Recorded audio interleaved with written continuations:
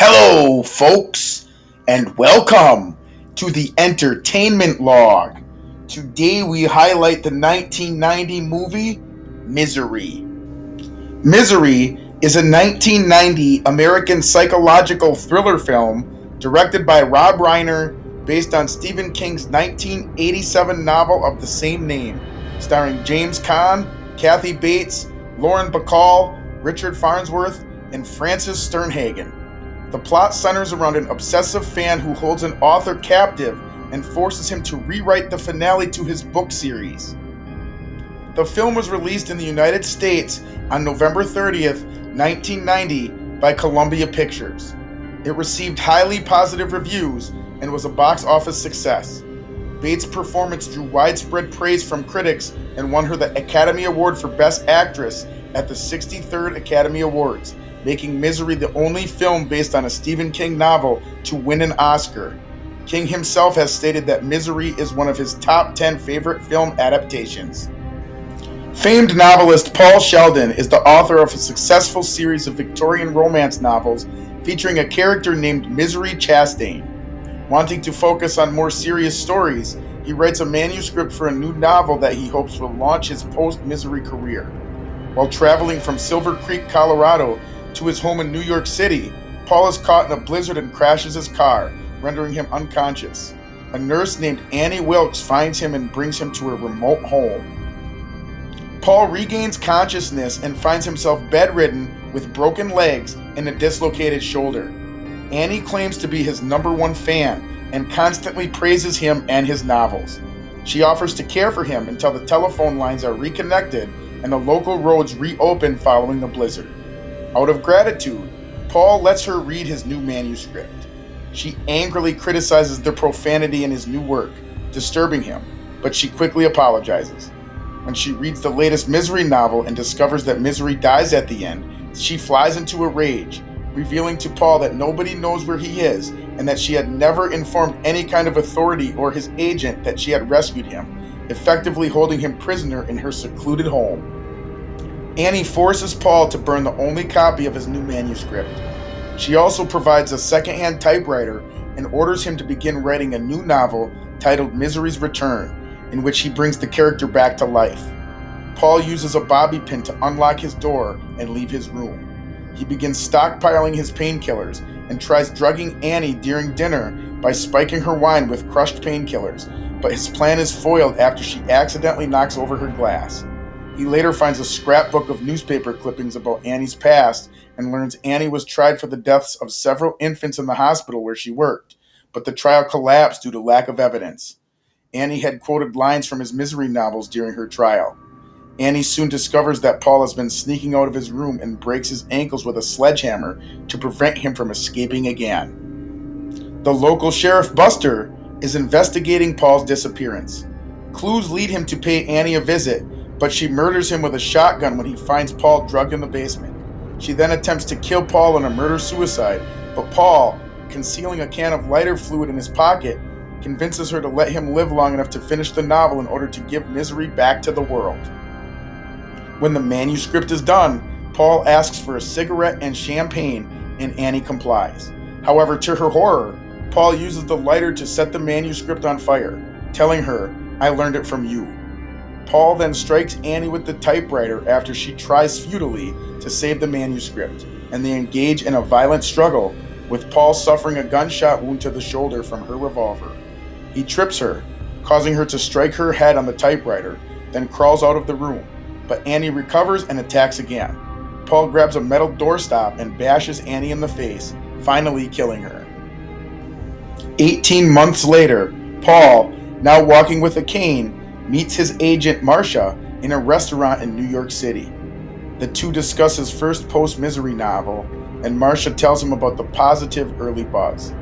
Paul replies that he wrote the novel for himself as a way to help deal with the horrors of his captivity.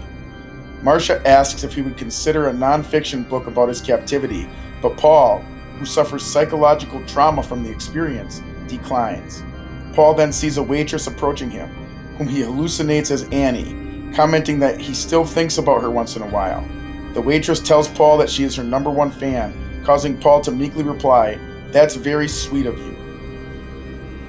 Producer Andrew Scheinman read Stephen King's novel Misery on an airplane and later recommended it to his director partner at Castle Rock Entertainment, Rob Reiner. Reiner eventually invited writer William Goldman to write the film's screenplay. In the original novel, Annie Wilkes severs one of Paul Sheldon's feet with an axe. Goldman loved the scene and argued for it to be included, but Reiner insisted that it be changed so that she only breaks his ankles. Goldman subsequently wrote that it was the correct decision as the visual depiction of an amputation would cause the audience to hate Annie instead of sympathizing with her madness. The part of Paul Sheldon was originally offered to William Hurt, then Calvin Klein, Michael Douglas, Harrison Ford, Dustin Hoffman, Robert De Niro, Al Pacino, Richard Dreyfuss, Gene Hackman, and Robert Redford, but they all turned it down. Warren Beatty was interested in the role, wanting to turn him into a less passive character, but eventually had to drop out as post-production of Dick Tracy extended. Eventually, someone suggested James Caan, who agreed to play the part. Caan commented that he was attracted by how Sheldon was a role unlike any of his others, and that being a totally reactionary character was really much tougher. Angelica Houston and Bette Midler were both offered the role of Annie Wilkes, but both of them turned it down. Midler would later say that she deeply regretted this decision. According to Reiner, it was Goldman who suggested Kathy Bates, then unknown, should portray Annie Wilkes. The film's score was composed by Mark Scheinman.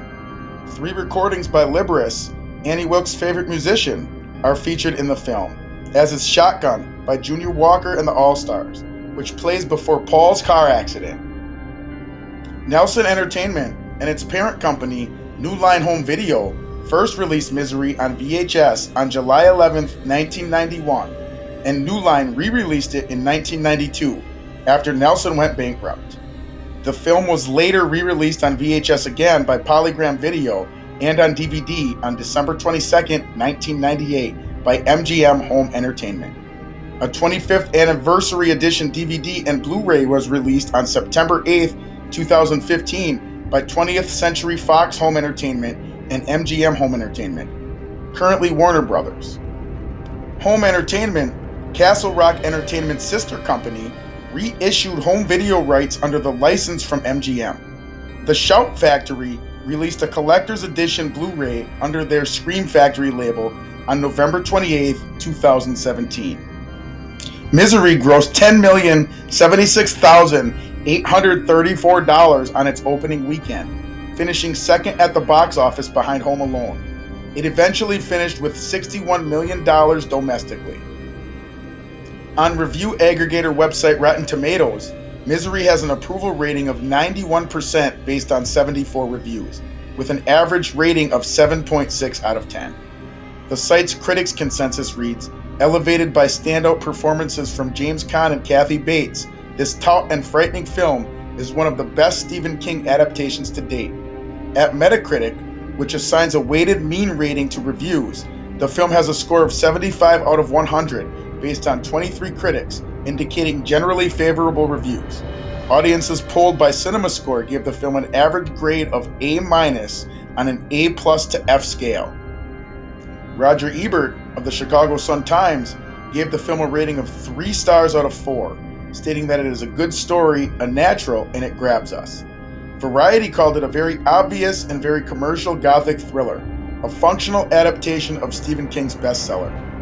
Derek Malcolm of The Guardian gave it a positive review, writing that it plays enough tricks on us so that we don't ever treat anything quite seriously, and Goldman's script has enough good lines and situations to keep one interested in exactly what's coming next, and praised the cast, especially Bates, writing that her demented devotee in Misery is inspired casting. Vincent Canby of the New York Times praised Kathy Bates' performance, calling it a genuinely funny performance as the Mad Annie, as gaudily written in Mr. Goldman's screenplay as it is in Mr. King's novel. King himself has stated that Misery is one of his top 10 favorite film adaptations. In his 2009 collection, Stephen King Goes to the Movies. In his 2000 memoir called On Writing, a memoir of the craft, King references the movie adaptation of the book, saying, In the early 1980s, my wife and I went to London on a combined business/pleasure trip. I fell asleep on the plane and had a dream about a popular writer. It may or may not have been me, but it sure as God wasn't James Caan. In 2003, Annie Wilkes was ranked number 17 on AFI's 100 Years, 100 Heroes and Villains list. The hobbling scene in the film, in which Annie breaks Paul's ankles with a sledgehammer, was ranked number 12 on Bravo's 2004 program, The 100 Scariest Movie Moments. In 2009, Chris Eggleston of Bloody Disgusting ranked Misery 4th place in his list of 10 claustrophobic horror films. The information brought to you in this video has been provided by Wikipedia. If you enjoyed this video, don't forget to smash that like button and subscribe to the Entertainment Log.